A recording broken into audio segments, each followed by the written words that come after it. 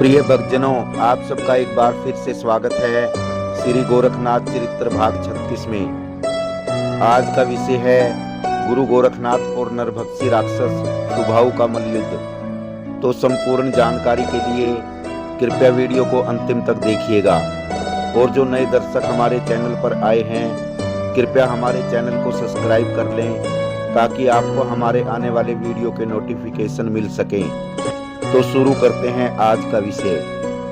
प्रिय भक्तजनों, बात उस समय की है जब गुरु गोरखनाथ अपने शिष्यों के संग वर्षावनों के घोर जंगलों से गुजर रहे थे।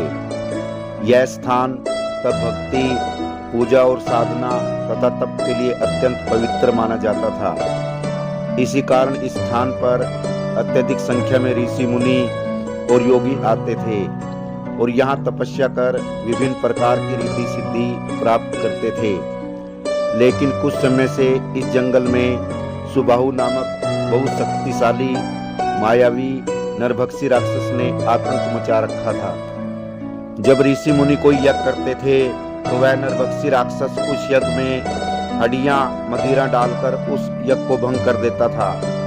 और प्रतिदिन अपनी भूख मिटाने के लिए वह राक्षस कई ऋषियों और योगियों को मारकर या जीवित ही खा जाता था, जिसके परिणाम स्वरूप उस जंगल में प्रतिदिन ऋषि मुनियों और तपस्वियों की संख्या कम होती जा रही थी। एक दिन की बात है, जैसे गुरु गोरखनाथ जी अपने शिष्यों संग इन वर्षावनों के घोर जंगलों से गुजर रहे थे, तब गुरु गोरखनाथ जी को बहुत से लोगों के चीखने और चिल्लाने की आवाज सुनाई दी। जब गुरु गोरखनाथ जी अपने शिष्यों संग उस स्थान पर पहुंचे जहां से चिल्लाने की आवाजें आ रही थी, तब उन्होंने देखा कि बहुत से ऋषि मुनि और योगी जमीन पर पड़े बुरी तरह दर्द से कराह रहे थे।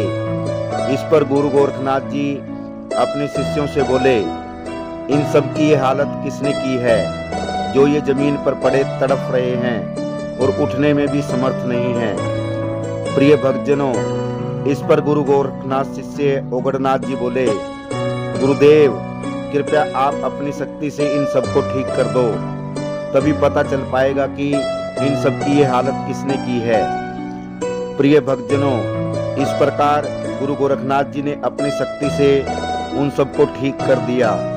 ठीक होने के पश्चात उन सभी साधुओं और ऋषि मुनियों ने शिव अवतारी गोरखनाथ जी को प्रणाम किया और कहा, हे शिव अवतारी गुरु गोरखनाथ जी, हमारा प्रणाम स्वीकार करें।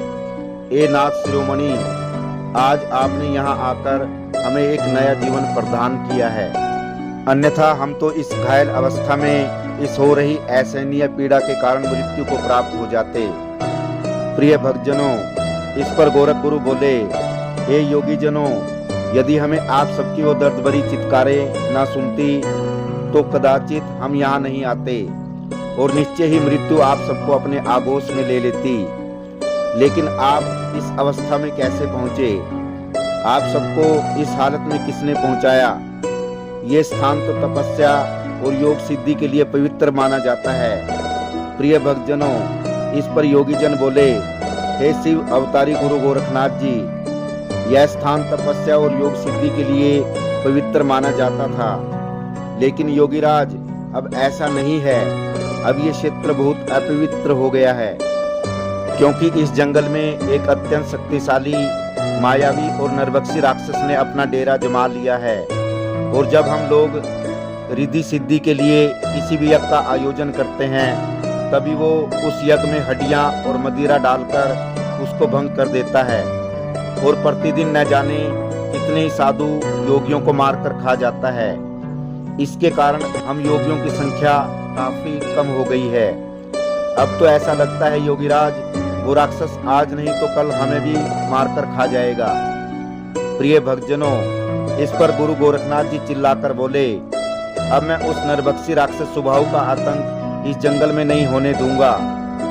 प्रिय शिष्यों, मुझे अफसोस है कि हम आपके पास कुछ विलंब से पहुंचे, लेकिन आज के बाद आप सबकी सुरक्षा का दायित्व मुझ पर है।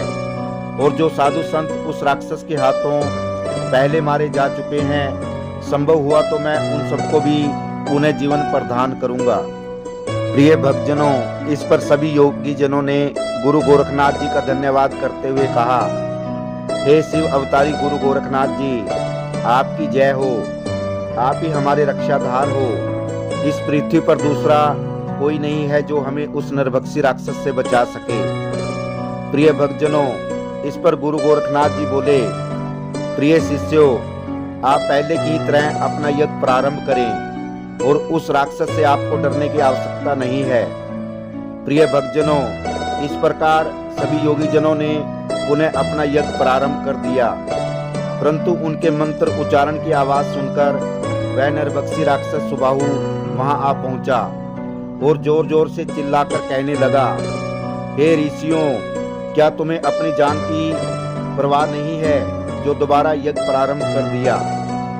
प्रिय भक्तजनों, इस प्रकार उस मायावी नरभक्षी राक्षस ने उन योगियों का यज्ञ भंग करने और जलाकर मारने के लिए अपनी मायावी शक्ति से अग्नि उत्पन्न की और उनको जिंदा खाने के लिए उनको हवा में अपने मुंह तक खींचने की कोशिश की, परंतु गुरु गोरखनाथ ने उसकी सारी मायावी शक्ति का जवाब देते हुए उसकी शक्ति को पल भर में क्षीण कर दिया।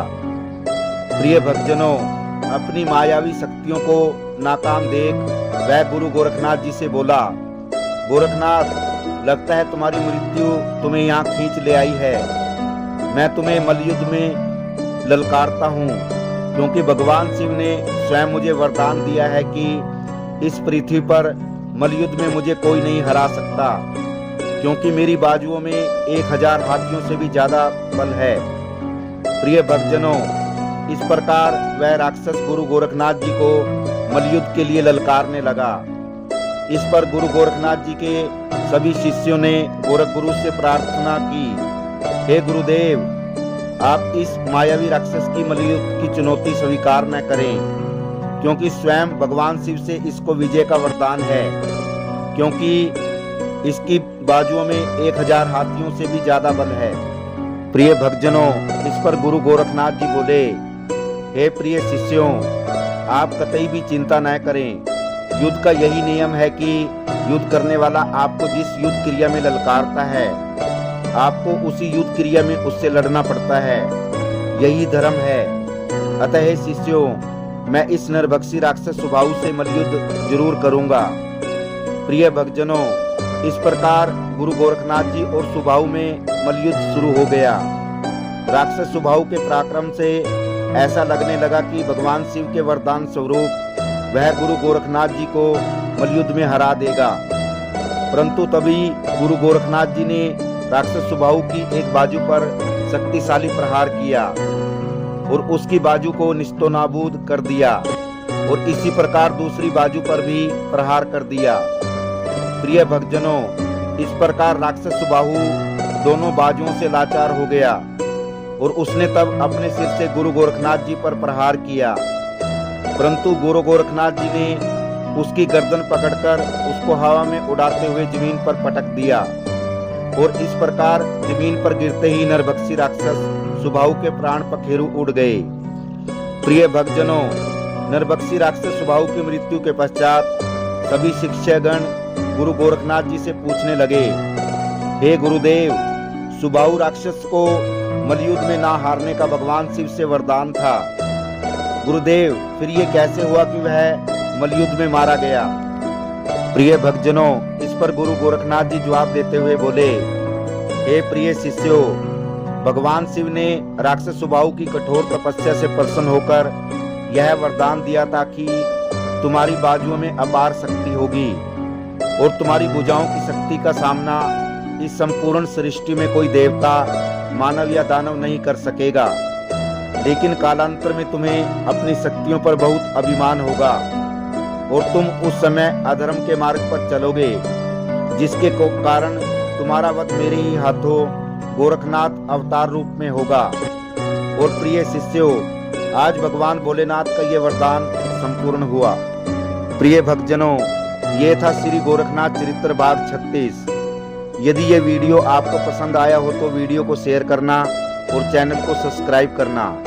आप सभी दर्शकों का धन्यवाद। जय श्री गोरखनाथ जी।